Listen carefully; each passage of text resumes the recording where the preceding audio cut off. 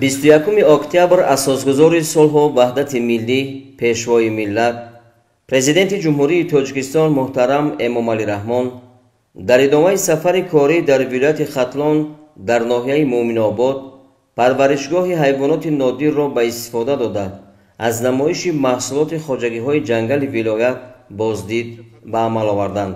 масоҳати умумии парваришгоҳ 363 гектар буда ин мавзеи ноҳияи Муъминобод барои парвариши ҳайвоноти нодир иқлими мусоид дорад.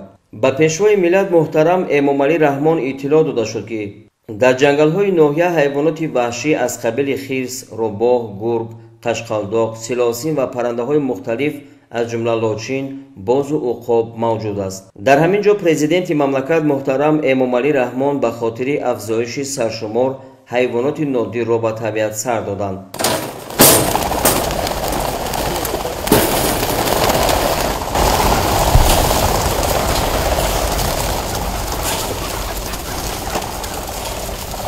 дар парваришгоҳ барои нигоҳубин ва марҳила ба марҳила зиёд намудани саршумори ҳайвоноти нодир шароит ва имкониятҳои васеъ мавҷуд аст. ҳудуди парваришгоҳ бо симтур маҳкам карда шудааст ва ин тадбир имконият медиҳад ки ҳайвоноти нодир ҳифз карда шаванд ва саршумори он сол ба сол афзун гардад.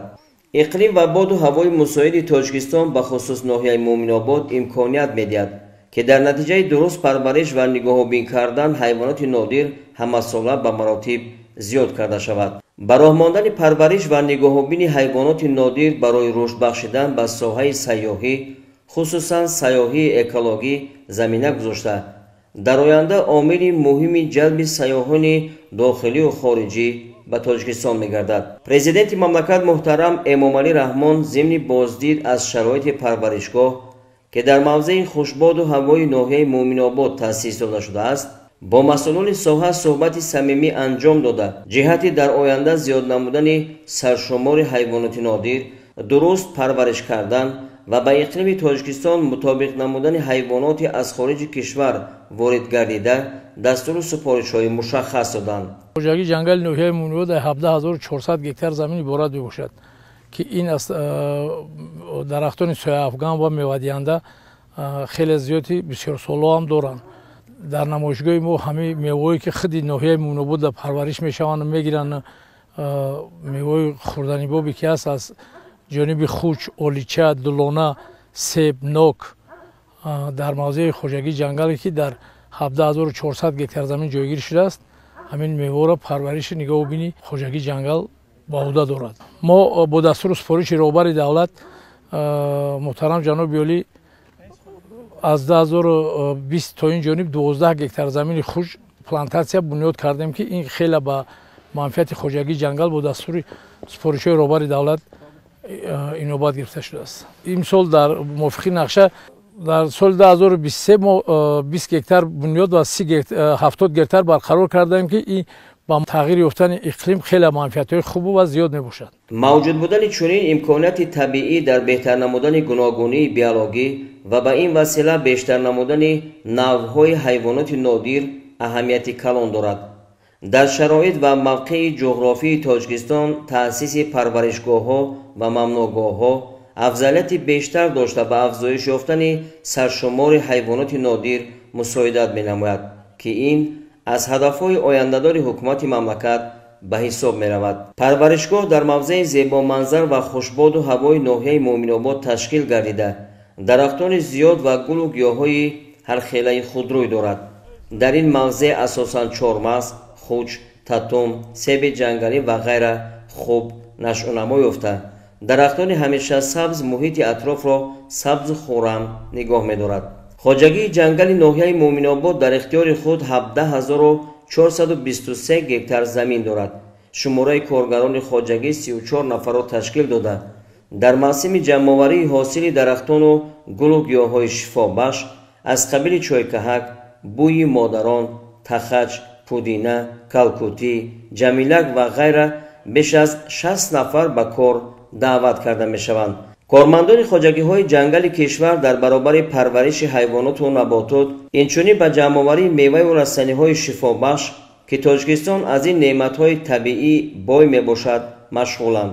аз рӯи иттилои коргарони хоҷагии ҷангали ноҳияи муъминобод айни ҳол дар амборҳо 3 тонна чормағз, 2 тонна меваи хушк, асосан себи ҷангалӣ, 500 килограмм хуч, 100 килограмм татум ва 600 килограмм гиёҳҳои шифобахши чойкаҳак, пудина ва ҷамилаку тахач захира карда шудааст.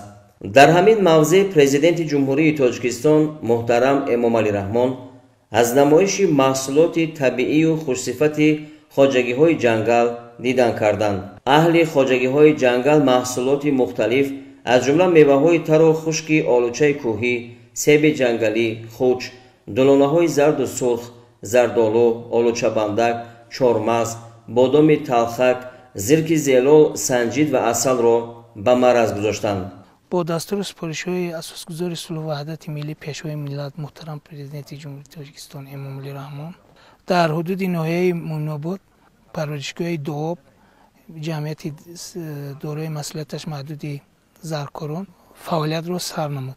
در اینجا در میدان 363 هکتار زمین تواره‌بندی نموده نمودهای نادر حیوانات را آورده شده در اینجا مسکون کرده شده ایستاده است. الحال در این حدود حیوانی کوهی، آهوی بخاری، آهوی نمودی لام، گوسفند کوهی بخاری، گوسفند نمودی مفلان برای در آینده زیاد نمودن و سر دادن در حدود پرورشگاه سر داده شده است. حدود پرورشگاه از نمود زیادی درختان میوه دهنده و درختان جنگلی زیاده از 150 نمود نباتات موجود می باشد. بعد اعلان شدن سالهای رشد دهها سیاحی و هنرهای مردمی و بهتر گردیدن وضع فعالیت ممنوعگاه‌های کشور، توجه سیاحان داخلی و خارجی از جمله شکارچیان به امکانات‌های رشد سیاحی بین المللی تاجیکستان بیشتر می‌گردد. باید گفت که در کشور حالا شماره زیادی ممنوعگاه‌ها و خواجگی‌های جنگل فعالیت دارند. هدف از تأسیس این خواجگی‌ها و پرورشگاه‌ها حفظ عالم حیوانات و نباتات و افزایش دادن آنها میباشد. فعالیت خواجگی‌های جنگل و پرورشگاه‌ها بر رشد سیاحی اکولوژی و جلب هرچی بیشتر سیاحان داخلی و خارجی مساعدت می‌نماید.